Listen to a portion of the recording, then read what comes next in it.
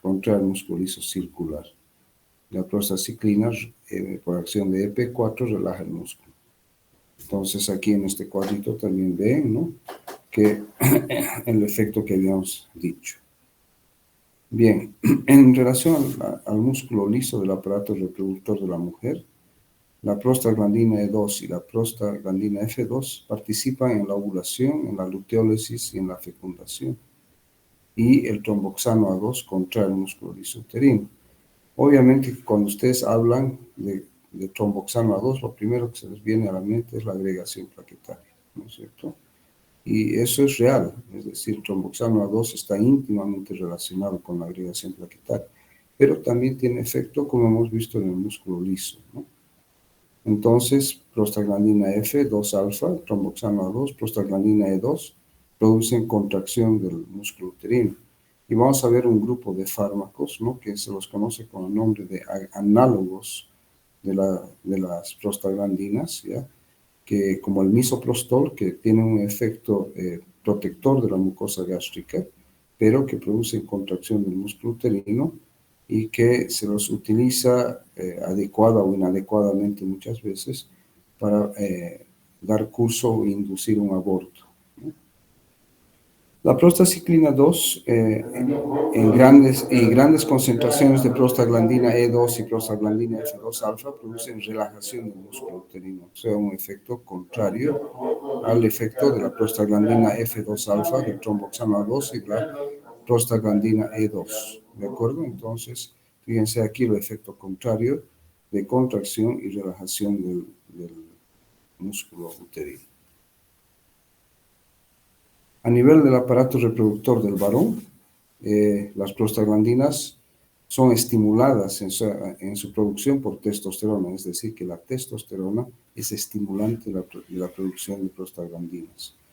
Y la prostaglandina E1 relaja el músculo liso cavernoso, lo que permite entonces la entrada de sangre. Entonces, la prostaglandina E1 está relacionada con este efecto a nivel del músculo liso de los cuerpos cavernosos.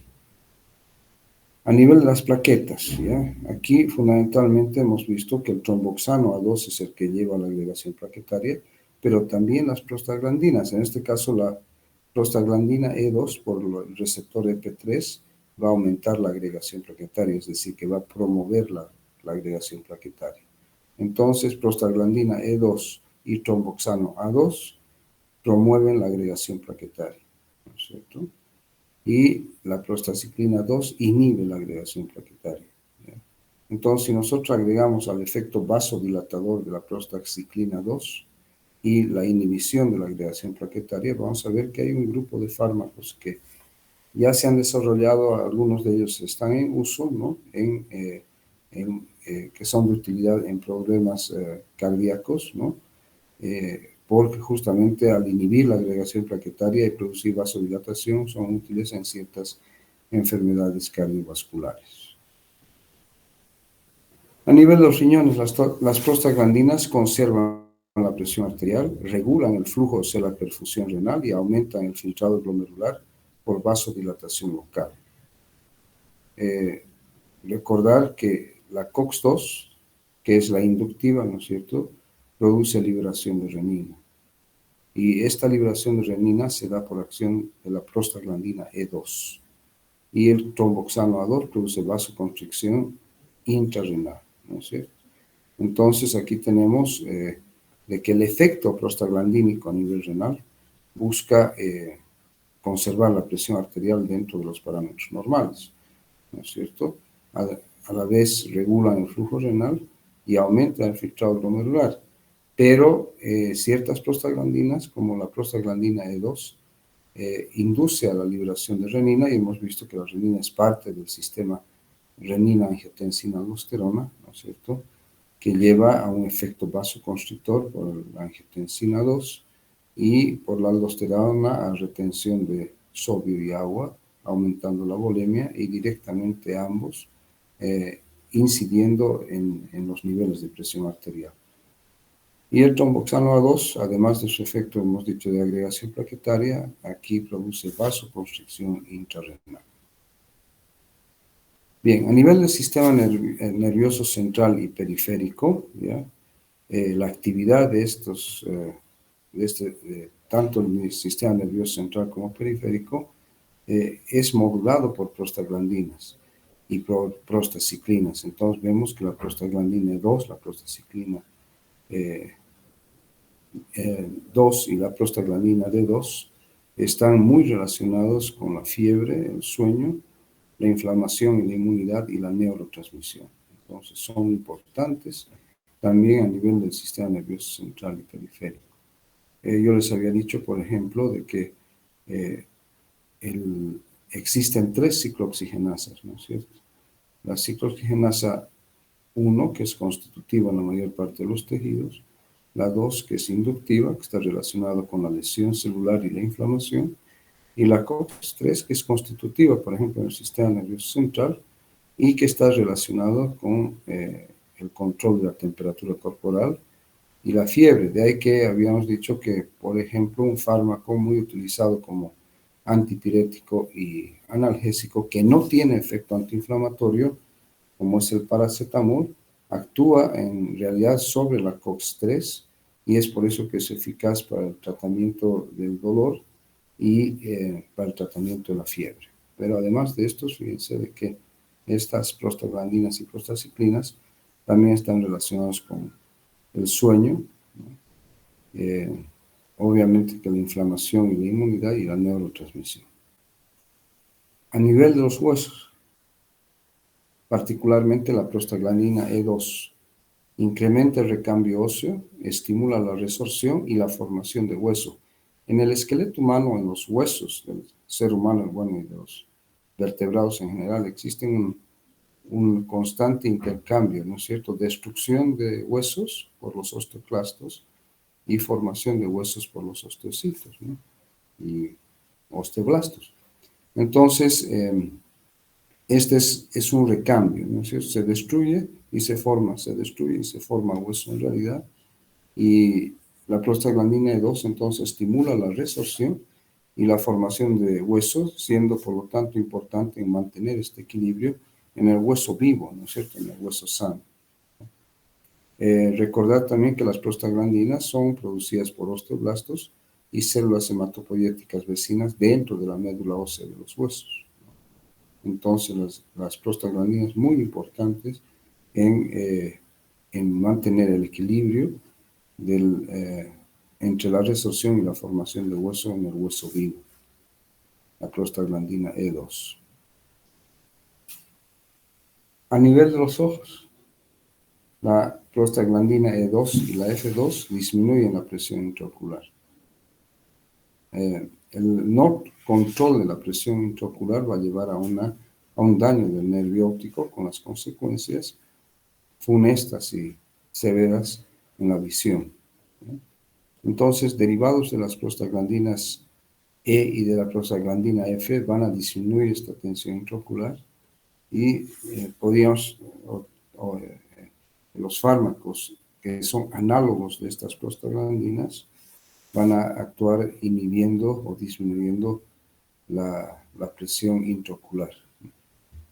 Por eso de que hay fármacos que han sido desarrollados y están también siendo desarrollados que tienen efectos sobre las prostaglandinas, prostaciclinas y tromboxanos y que por lo tanto se los utiliza terapéuticamente en distintas patologías. En el cáncer, ¿ya? La producción de COX-2, que hemos dicho que es la inductiva, la proinflamatoria, está muy relacionada con el cáncer de colon, con el cáncer de mama, con el cáncer de pulmones y de otros órganos, ¿no? Entonces, aparentemente, los estudios revelan que la prostaglandina E2 y el tromboxano A2 facilitan el comienzo y la evolución de las metástasis tumorales, es decir, que estarían muy relacionados con la diseminación del cáncer a distintos lugares del cuerpo a través de las metástasis. Entonces, si nosotros tomamos en cuenta esto, fármacos que bloquearían la acción de estas prostaglandina E2 y del tromboxano A2, ¿no? Serían importantes para impedir la metástasis de los tumores a distintas partes del cuerpo. ¿no? ¿Qué ocurre por acción de, de estas prostaglandinas entonces en el cáncer? Uno, promueven la metástasis, la siembra a distancia del tumor, y se produce un aumento de la proliferación de las células tumorales y de la angiogénesis, porque sabemos que los tumores tienen una vascularización importante y propia, ¿no? Inhiben la apoptosis, es decir, la muerte o la destrucción de las células, y producen una intensificación de la capacidad invasiva del tumor en general. Es por eso que están tan relacionadas con el cáncer metastásico, y además tienen un efecto inmunosupresor, es decir, que suprimen la propia respuesta orgánica ante la presencia de células malignas, y también interviene entonces en la proliferación del cáncer por este mecanismo. ¿Ya? Entonces, importante esto. Bien, a nivel del sistema nervioso central ya habíamos visto algo, ¿no? Habíamos dicho algo de la fiebre, ¿ya? Entonces, las prostaglandinas están muy relacionadas a nivel central y del sistema nervioso central y también del sistema nervioso periférico con la fiebre. ¿Ya? Y aquí tenemos a la prostaglandina E2 que interviene en la fiebre por los receptores EP3 y EP1, y que la prostaglandina F2 alfa y la prostaciclina 2 exógenas, o sea, tipo exógeno, inducen a la fiebre tras su administración. ¿Ya? Entonces, este es un ejemplo entonces de que las prostaglandinas a nivel central, ¿no? Están muy relacionadas con la fiebre en los cuadros febriles, ¿no? Y de ahí que habíamos dicho que los AINES en general, que inhiben a la ciclooxigenasa 2, y el paracetamol, que actúa a nivel de la ciclooxigenasa 3, son útiles para el tratamiento de la fiebre, cualquiera de ellos. En relación al sueño, ¿ya? La prostaglandina D2 origina sueño natural al activar el receptor DP1 y por la liberación de adenosina. Y por el contrario, la prostaglandina E2 origina el estado de vigilia. Si ustedes han ido observando, la prostaglandina E2 está muy relacionada con muchas alteraciones fisiológicas, ¿no es cierto? Es una prostaglandina muy importante y que tiene mucha importancia desde el punto de vista clínico, ¿no? Y la acción de ciertos fármacos sobre ella, importante en el proceso, en la terapéutica, ¿no? De distintas patologías. Entonces la D2 origina sueño y produce la liberación de adenosina, mientras que la E2 origina el estado de vigilia, ¿no? Que son efectos contrapuestos. En relación a la inflamación y la inmunidad, la prostaglandina E2 y la prostaciclina 2 activan los receptores de EP2 e IP, incrementan la permeabilidad vascular y la infiltración de leucocitos. Entonces, esta prostaglandina y prostaciclina están muy relacionadas, como vemos aquí en este cuadro, ¿no? Donde vemos la reacción inflamatoria y también la reacción inflamatoria producida por la liberación en los casos de una reacción antígeno-anticuerpo, aquí arriba, ¿no es cierto? La histamina que está dentro de las células, de los mastocitos y de las células cebadas, ¿no? Por acción de estas prostaglandinas y de estos leucotrienos que también hemos dicho que son proinflamatorios, se produce la liberación de histamina con todos los efectos que ya hemos visto de la histamina: vasodilatación, extravasación de líquido, la producción de dolor, ¿no es cierto? Y por el otro lado vemos que la actividad de los macrófagos también es estimulada por estas prostaglandinas y leucotrienos a través de la migración de leucocitaria, y que todo esto repercute en el cuadro inflamatorio o en el cuadro alérgico agudo, como ven, ¿ya? Entonces, prostaglandina E2 y prostaciclina 2 son importantes en el proceso inflamatorio al incrementar la permeabilidad vascular y la infiltración, o sea, la migración de leucocitos, y también la liberación de histamina, ¿no? Y su efecto en el proceso inflamatorio local en general. En relación a la neurotransmisión, la prostaglandina E2 y la prostaciclina 2 sensibilizan las terminaciones nerviosas de los nervios periféricos y son moduladores del dolor a nivel central, ¿no? En cambio, la prostaglandina E2 también, la prostaglandina D2, la prostaciclina 2 y la prostaglandina F2 alfa también contribuyen a la sensibilización central. Por lo tanto, incrementan la excitabilidad, o sea, aumentan la sensibilidad dolorosa a nivel de las neuronas del asta dorsal, ¿ya? Entonces, ¿cuál es el efecto neto? Uno, aumento de la sensibilización de los nervios periféricos y también un aumento, un incremento a nivel de la sensibilización central. Por lo tanto, son muy importantes, el aumento de ellas o la disminución de ellas son muy importantes en la modulación de la sensación dolorosa a nivel central. Bien, los leucotrienos, los efectos de los leucotrienos, ¿no? Había dicho yo antes que están muy relacionados con el proceso inflamatorio, ¿ya? Son proinflamatorios los leucotrienos B4 y el leucotrieno T1, que es quimiotáxico y promueve la inflamación. Entonces, son promotores de la inflamación. Y a nivel aquí que no he incluido en este slide, a nivel del aparato respiratorio, son muy importantes porque producen broncoconstricción y producen congestión, es decir, aumento de la secreción de moco, lo que sumando los dos efectos de broncoconstrictivo más el aumento de la secreción de moco, llevan a obstrucción de la vía aérea, que es característico de los pacientes que tienen, por ejemplo, asma bronquial. A nivel del miocardio y el músculo liso, el leucotrieno C4 y el D4 deprimen el miocardio, son depresores del miocardio. Las lipoxinas A y B son vasoconstrictoras coronarias, ¿no es cierto? Y el leucotrieno C4 y D4 son broncoconstrictores, como les estaba diciendo hace un rato, ¿ya? Muy íntimamente relacionados, como hemos dicho, con el asma. De ahí que hay un grupo de fármacos que, como les había dicho, que se oponen uno a la vía de las lipoxigenasas, impidiendo la formación de leucotrienos, y hay otro grupo de fármacos que actúan antagonizando el receptor de leucotrienos y que son utilizados en el tratamiento del asma en niños y en adultos. A nivel de los riñones, tenemos el ácido 5-hidroxieicosatetraenoico, que es un nombre medio difícil, ¿ya? O el 20-HETE, que contrae la arteria renal.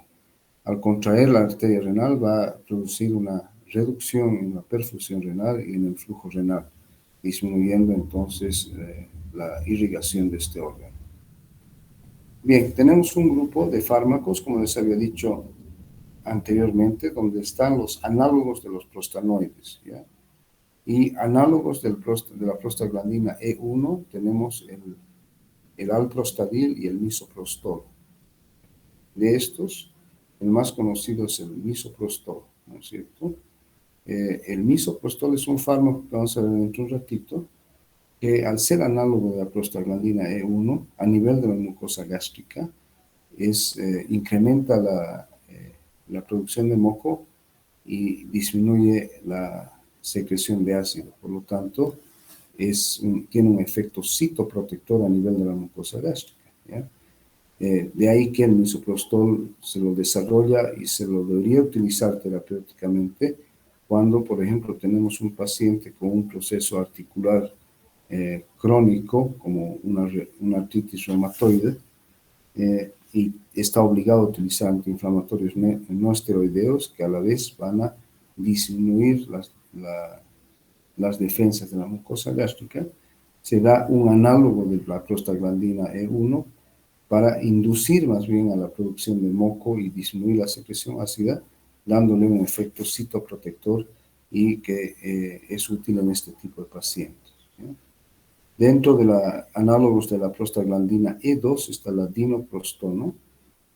De la prostaglandina F2 alfa está el carboprost-trometamina, el latanoprost, que son utilizados en oftalmología, por ejemplo, el vinatoprost, el tavoprost y la unoprostona. Estos son entonces análogos de la prostaglandina F2-alfa.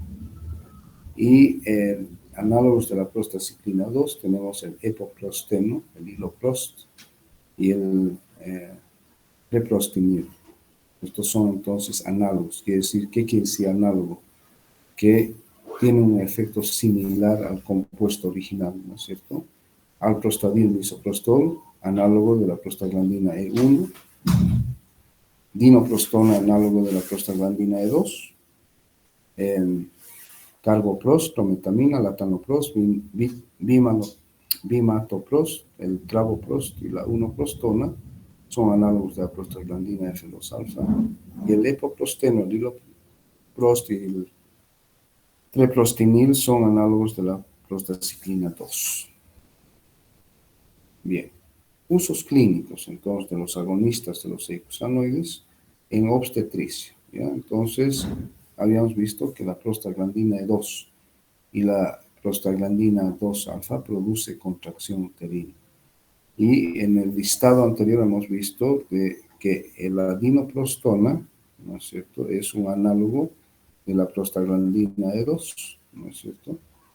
Entonces se utiliza para provocar maduración del cérvix maduro previo a la inducción del trabajo de parto con oxitocina. Puede producir náuseas, vómitos y diarrea. Entonces, la dinoprostona, utilidad terapéutica para provocar maduración del cérvix maduro previo a la inducción del trabajo de parto con oxitocina. En reumatología, ¿ya? La prostaglandina E1, que habíamos visto en el anterior cuadro, donde teníamos el alprostadil y el misoprostol, ¿no? Y yo ya he mencionado que el misoprostol está indicado como profiláctico de los efectos adversos de los AINES a nivel de la mucosa gástrica al aumentar la secreción de moco y bicarbonato, ¿no? Tiene un efecto neto sobre el ácido clorhídrico del estómago, porque estos dos elementos, tanto el bicarbonato como el moco, son protectores de la mucosa gástrica. Y un efecto de la prostaglandina E1 es que provoca contracción del músculo uterino. Entonces, aunque este fármaco en realidad fue desarrollado para ser utilizado en estos pacientes que utilizan antiinflamatorios no esteroideos en forma crónica, y para evitar el daño en la mucosa gástrica es que se desarrolló el misoprostol. Pero al tener un efecto, ¿no es cierto?, colateral, que es la contracción de la musculatura uterina, se lo utiliza, ¿no es cierto?, como yo les decía antes, adecuada o inadecuadamente, adecuadamente, digamos, cuando es manejado por un gineco-obstetra, por ejemplo, para inducir un aborto cuando hay necesidad de esto, para facilitar, digamos, el aborto, pero inadecuadamente se lo utiliza tanto por vía oral como por vía intravaginal para inducir un aborto, es decir, y quebrar la ley. Es decir, la paciente llega con un aborto espontáneo en curso al hospital y lo que hacen los ginecólogos es proceder al curetaje de un aborto que ya estaba ocurriendo. Entonces, como el aborto es penado por ley en nuestro país y en muchos países, se ha encontrado esta manera, es decir, inadecuada de hacer de que las pacientes ingresen al hospital con un aborto en curso que ha sido inducido por la utilización de misoprostol. En pediatría, la prostaglandina E1 es administrada en infusión para mantener la persistencia del conducto arterioso en pacientes con transposición de los grandes vasos, ¿no?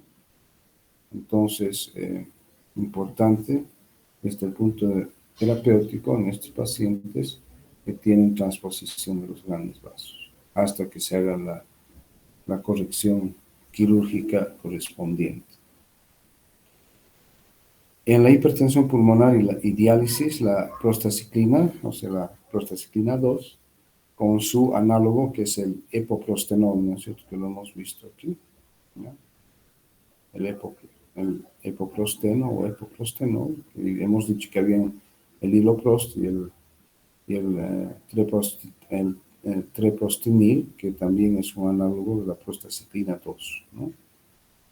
Bien, entonces, este epoprostenol es útil en la hipertensión pulmonar severa y en diálisis para evitar la agregación plaquetaria. En hipertensión pulmonar y diálisis, la prostaciclina I2, entonces es importante y usar un análogo, como está repetido aquí, como el epoprostenol, es muy útil. En urología, la prostaglandina E1 con su fármaco, el aprostadil, que vemos aquí, ¿no es cierto? Aquí está, el aprostadil. Se utiliza en forma parenteral e intraureteral para la impotencia sexual masculina. Sin embargo, este fármaco tiene muy poco uso ya, porque ha sido reemplazado por el sildenafil y los fármacos similares, y estos fármacos ya análogos de las prostaglandinas tienen poco uso y solamente algunas indicaciones en algunos pacientes que tienen este trastorno.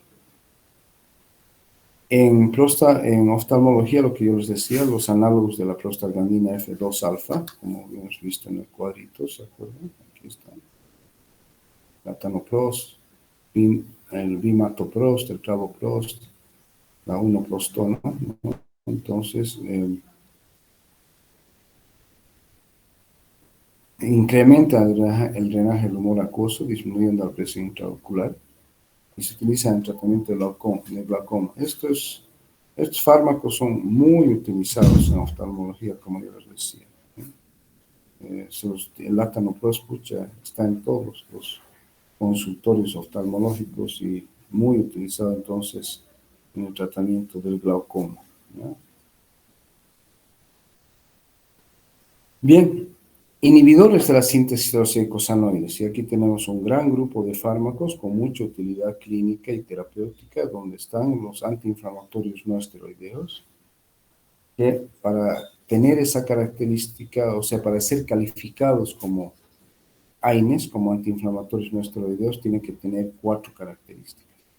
Tienen que ser antiinflamatorios, tienen que ser analgésicos, tienen que ser antipiréticos y tienen que ser antiagregantes plaquetarios, ¿no? Entonces aquí estamos viendo que deben actuar sobre la inflamación, deben actuar sobre el dolor, en la fiebre, y promueven o sea, antagonizan la agregación plaquetaria. Entonces, son antiagregantes plaquetarios, ¿no? Entonces, si los fármacos tienen esas 4 características, se los califica y se los clasifica como AINES.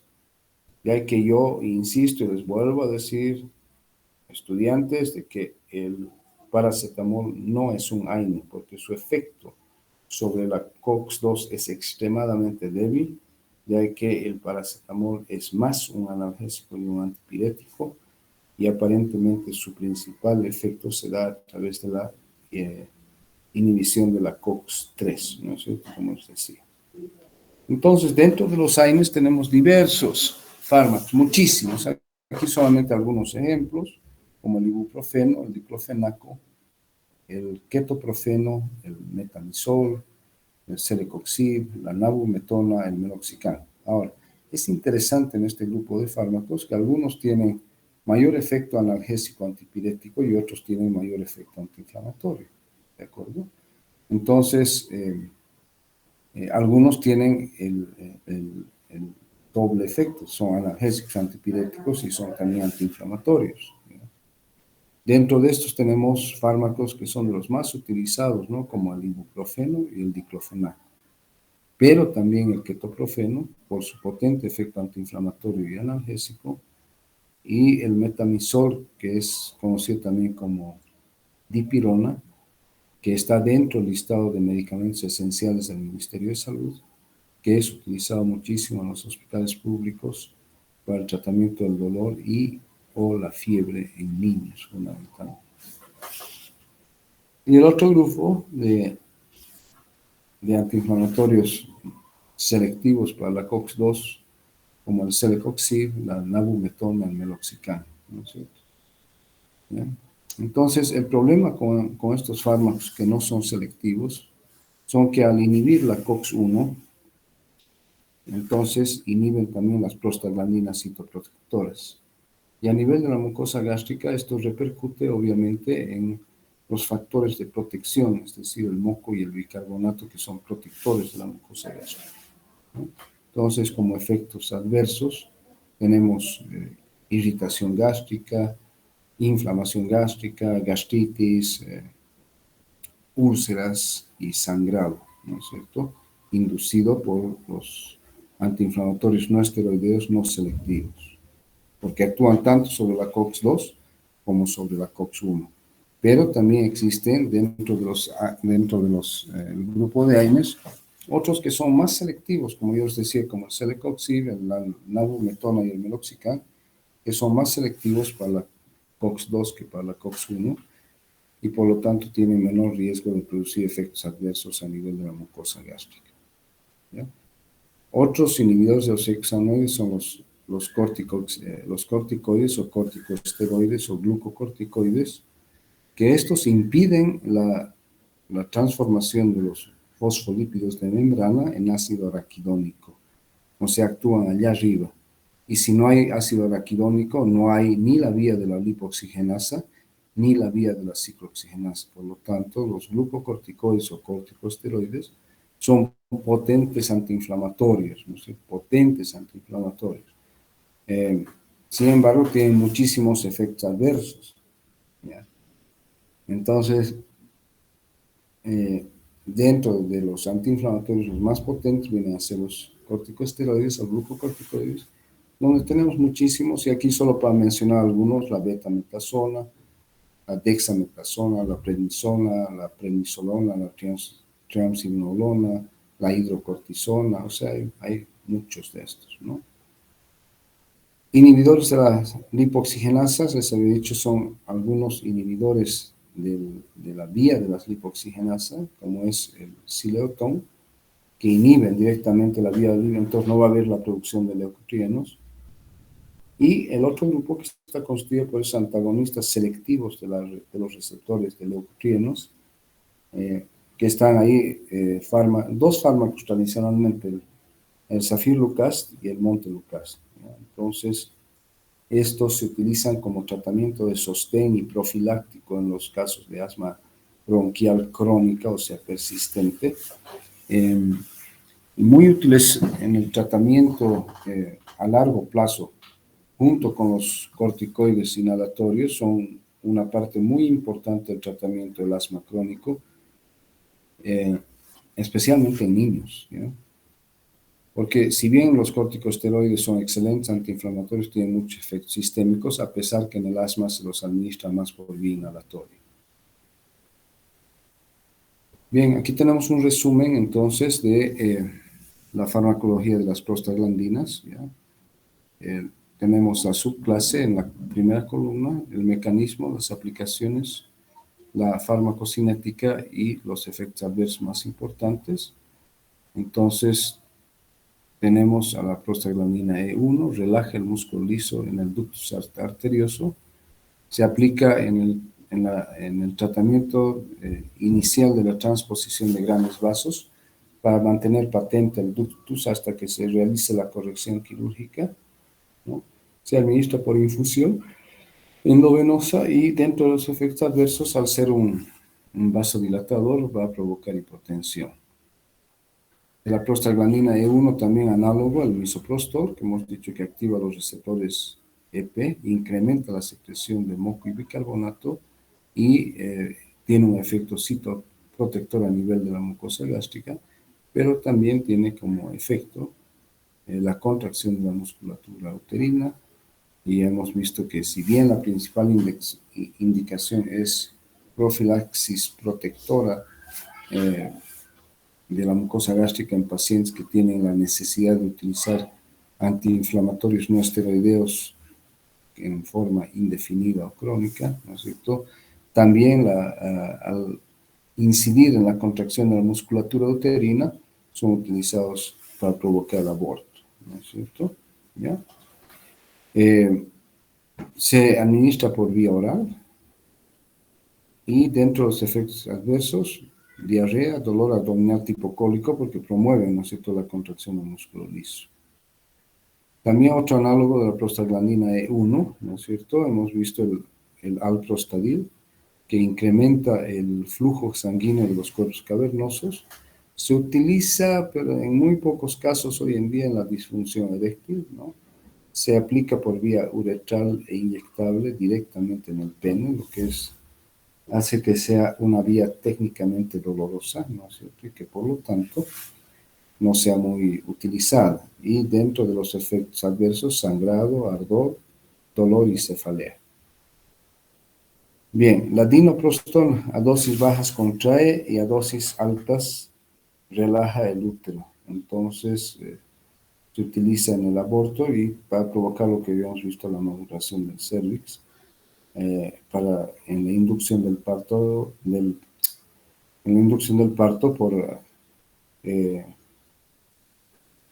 en pacientes que necesitan utilizar, por ejemplo, la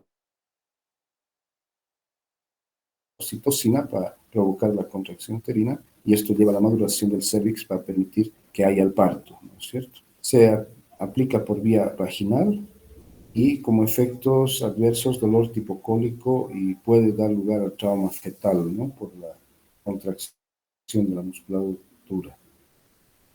Bien, de las prostaglandinas EF2 alfa, hemos dicho, y sus derivados análogos, el latanoprost, que son todos análogos, entonces hemos dicho que incrementa la salida y drenaje del humor acuoso, reduce la presión intraocular, se utiliza en el tratamiento del glaucoma, se aplica tópicamente y puede llevar el uso crónico a cambio de color del iris. Inhibidores de la ciclooxigenasa, hemos visto los AINES, ¿no es cierto? ¿Ya? Y estos son inhibidores selectivos o no selectivos de la ciclooxigenasa. Sus 4 efectos hemos dicho: antiinflamatorio, analgésico, antipirético y antiagregante plaquetario. Sin embargo, en este último efecto, ¿ya?, debemos decir de que el único AINE que se utiliza como antiagregante plaquetario es la aspirina, porque la aspirina tiene una característica, que es de que inhibe irreversiblemente a la ciclooxigenasa, ¿no? Y al inhibir irreversiblemente a la ciclooxigenasa, nos da un efecto antiagregante plaquetario previsible, es decir, previsible en función a la dosis y al efecto, ¿no es cierto?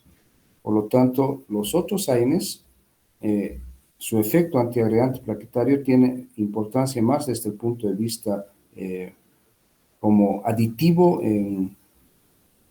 afectando la coagulación en pacientes que están haciendo uso de anticoagulantes orales, por ejemplo, los cumarínicos como la warfarina, ¿no es cierto? Entonces, ahí sí la utilización en conjunto con un AINE no debería hacerse porque pueden aumentar el riesgo de hemorragia. Pero de que se utilice, digamos, el ibuprofeno como antiagregante plaquetario no es así, o el diclofenaco. El único AINE que se utiliza como antiagregante plaquetario es la aspirina, porque ya les he dicho, inhibe irreversiblemente a la COX. ¿Ya? Bien, entonces, las vías de administración de los AINES son diversas. Son tópicos, vía oral, vía rectal, por vía inyectable, vía endovenosa. Entonces tiene múltiples vías dependiendo del AINE, ¿no? Y las principales reacciones adversas o efectos adversos son a nivel digestivo y a nivel renal, ¿no? Pero también en algunos casos, como en el caso de la aspirina, hay hipersensibilidad y pueden haber alteraciones hematológicas, hepáticas, de distinto tipo, ¿ya?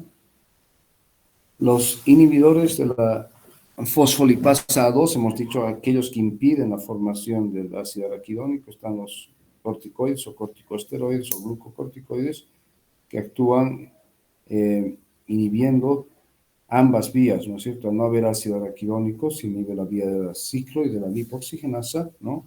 Son potentes antiinflamatorios muy útiles en distintos tipos de alergias, ¿no? En patologías renales, en patologías respiratorias, digestivas, inmunológicas, o sea, son en realidad los mejores antiinflamatorios como antiinflamatorios propiamente dichos, pero tienen muchos efectos adversos que vamos a ver cuando nos toque hablar de farmacología de las glándulas suprarrenales. ¿Ya? Bien, entonces el principal efecto adverso es la supresión del eje hipotalámico suprarrenal, ¿no es cierto? Que nos va a llevar a presentar un síndrome Cushingnoide, tipo Cushing. Eso vamos a ver posteriormente. Bien, los leucotrienos, ¿ya? El leucotrieno B4 es un leucotrieno relacionado con la quimiotaxis en el proceso inflamatorio. Como tal, no tiene ninguna aplicación clínica. Su liberación es rápida y lleva a inflamación. En cambio, los leucotrienos C4 y D4 están muy relacionados, como ya habíamos dicho anteriormente, con la broncoconstricción, el edema y no tienen aplicación clínica. Sí, los fármacos que antagonizan a estos, ¿no es cierto? Sí tienen importancia clínica, especialmente en el tratamiento del asma. En el caso del leucotrieno C4 y D4, el efecto es broncoconstrictor. Entonces, en general, podemos decir que los leucotrienos son proinflamatorios y son potentes broncoconstrictores. ¿De acuerdo? Dentro de los antagonistas de los leucotrienos está el sileutón, que bloquea la síntesis de leucotrienos directamente, o sea, no se van a producir leucotrienos, ¿no es cierto? Y útil en el asma, se administra por vía oral, pueden provocar en ambos casos, tanto en el caso de inhibición de la vía de la lipoxigenasa como en los antagonistas de los receptores, que son el Zafir-Lucast y el Montelukast, ¿no es cierto? Pueden provocar elevación de las enzimas hepáticas como efectos adversos. Ambos, entonces, indicaciones utilizados en el asma bronquial. ¿Ya? En los tromboxanos, el tromboxano A2 hemos dicho que es importantísimo y fundamental en la agregación plaquetaria. Entonces, forma parte, ¿no es cierto?, del sistema de coagulación sanguínea en el cuerpo humano. Es importante el efecto del tapón plaquetario para cohibir o inhibir las hemorragias. Y tenemos importancia más que todo en los que se oponen a este efecto agregante plaquetario, donde están los distintos tipos de antiagregantes plaquetarios, pero en el caso de los AINES hemos dicho que la aspirina que inhibe la agregación plaquetaria. La prostaciclina, ahí tenemos especialmente la prostaciclina 2, tenemos el epoprostenol, el teprostinil, ¿no es cierto?